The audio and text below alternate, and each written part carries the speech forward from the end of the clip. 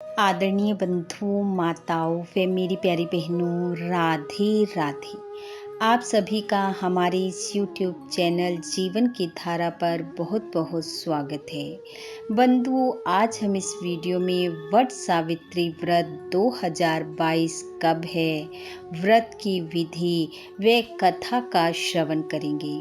कथा सुनने के बाद यदि आप हमारे चैनल पर नए हैं तो कृपया हमारे चैनल को सब्सक्राइब करें, बेल आइकन को प्रेस करें ताकि हमारी वीडियो के नोटिफिकेशन सबसे पहले आप तक पहुंचे। वीडियो को शेयर व लाइक भी जरूर करें। बंधुओं, वट सावित्री व्रत ज्येष्ठ मास की अमावस्या को किया जाता है, जिसे बरसाइत अमावस्या के नाम से भी जाना जाता है। यह व्रत अखंड सौभाग्य को देने वाला व सुख सौभाग्य में वृद्धि करने वाला व्रत है। इस बार वर्ष 2022 में वट सावित्री व्रत 30 मई दिन सोमवार को रखा जाएगा। अमावस्या तिथि का आगमन 29 मई दिन रविवार को दोपहर बाद होगा और अमावस्या तिथि 30 मई दोपहर बाद तक रहेगी। इस वजह से उदय तिथि को मानते हुए वट सावित्री पूजन व व्रत 30 मई सोमवार को करना उत्तम होगा। व्रत वाले दिन महिलाएं सुबह जल्दी उठ स्नान आदि क्रियाओं से निवृत्त हो स्वच्छ वस्त्र धारण कर 16 श्रृंगार करें। फिर जल का एक लोटा लें। एक थाली में रोली, चावल, हल्दी, गुड़, भीगे हुए चने, एक हाथ वाला पंखा लेकर बड़ के पेड़ के नीचे बैठें। यदि आप बड़ के पेड़ के पास ना जा सकें तो बड़ की एक डाली घर पर मंगवाकर उसे गमले में रोप लें। फिर बड़ के तने पर रोली का टीका लगाकर चना, गुड़, चावल सबको पेड़ के नीचे चढ़ा दें। घी का दीपक, धूप व अगरबत्ती जगाएं। तत्पश्चात कच्चे सूत के धागे को हल्दी में रंग कर बड़ के पेड़ पर लपेटते हुए 7 परिक्रमा दें। बड़ के पत्तों की माला बनाकर गले में पहने। वट सावित्री व्रत की कथा सुने।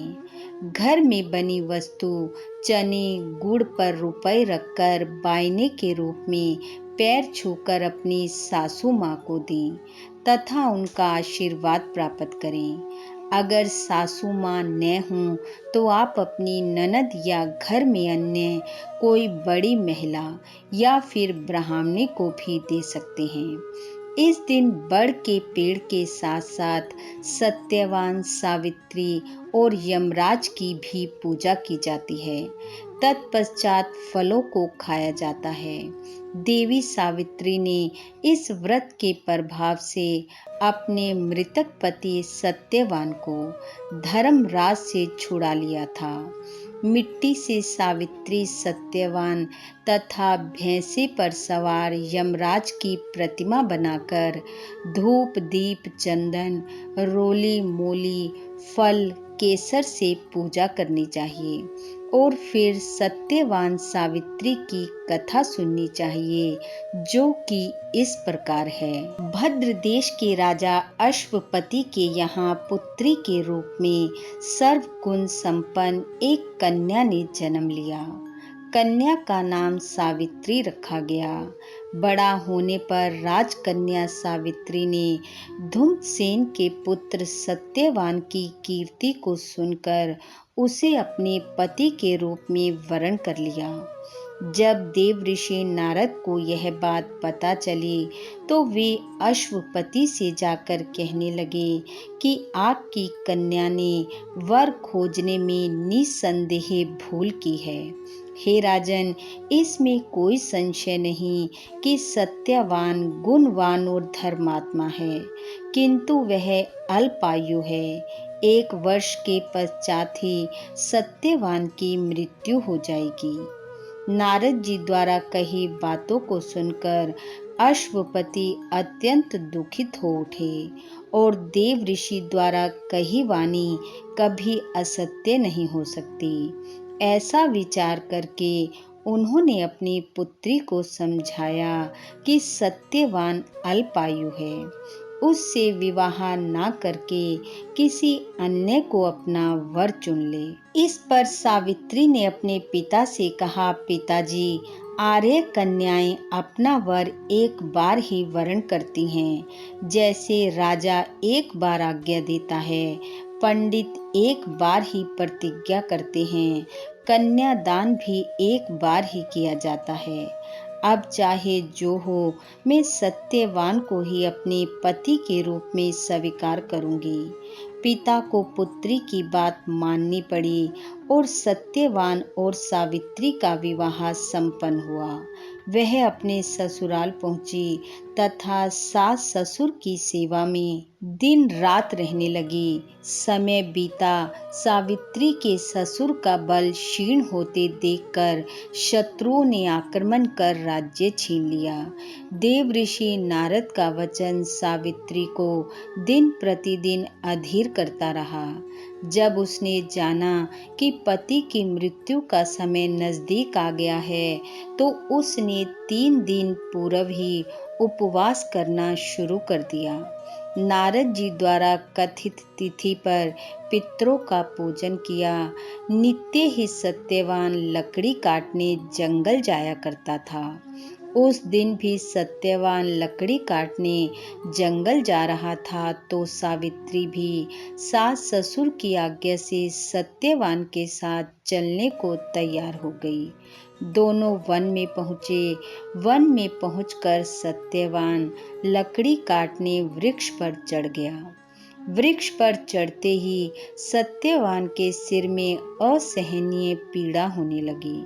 वह व्याकुल हो गया और वृक्ष से नीचे उतर आया। सावित्री अपना भविष्य समझ चुकी थी। उसने सत्यवान को अपनी गोद में लिटा लिया। उसी समय उसने दक्षिण दिशा से अत्यंत प्रभावशाली महिषारूढ़ यमराज को आते देखा। धर्मराज सत्यवान के जीवन को लेकर जब चल दिए तो सावित्री भी उनके पीछे चल दी। पहले तो यमराज ने उसे देवी विधान सुनाया, किंतु उसकी अपने पति में निष्ठा देखकर यमराज ने उसे वर मांगने को कहा। सावित्री बोली, मेरे सास ससुर वनवासी हैं और अंधे हैं, उन्हें आप दिव्य ज्योति प्रदान करें। यमराज ने कहा, ऐसा ही होगा, अब लौट जाओ। यमराज की बात सुनकर सावित्री ने कहा, भगवान, मुझे अपने पति देव के पीछे पीछे चलने में कोई परेशानी नहीं। पति अनुगमन मेरा कर्तव्य है। यह सुनकर यमराज ने सावित्री को फिर से वर मांगने को कहा। सावित्री बोली, हमारे सास ससुर का राज्य शत्रुओं ने छीन लिया है, उन्हें वह फिर से वापस मिल जाए और वे धर्म परायण हों। यमराज ने ये वर भी दे दिया और सावित्री को फिर से कहा कि अब लौट जाओ, किंतु उसने उनका पीछा न छोड़ा। यमराज बोले, अच्छा, तुम एक वर और मांग लो।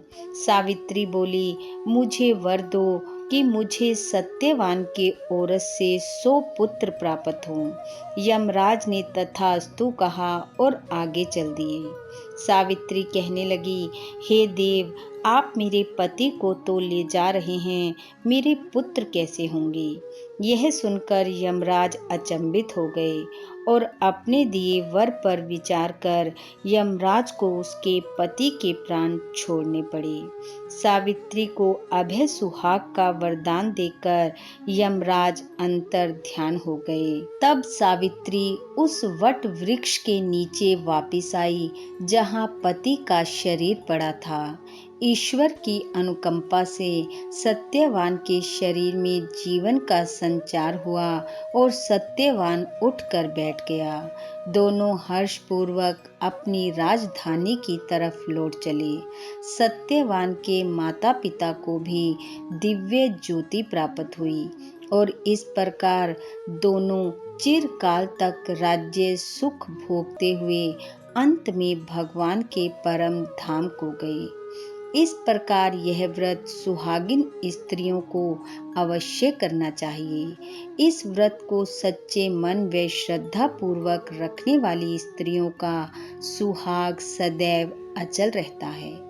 वट सावित्री व्रत की आप सबको बहुत बहुत शुभकामनाएं।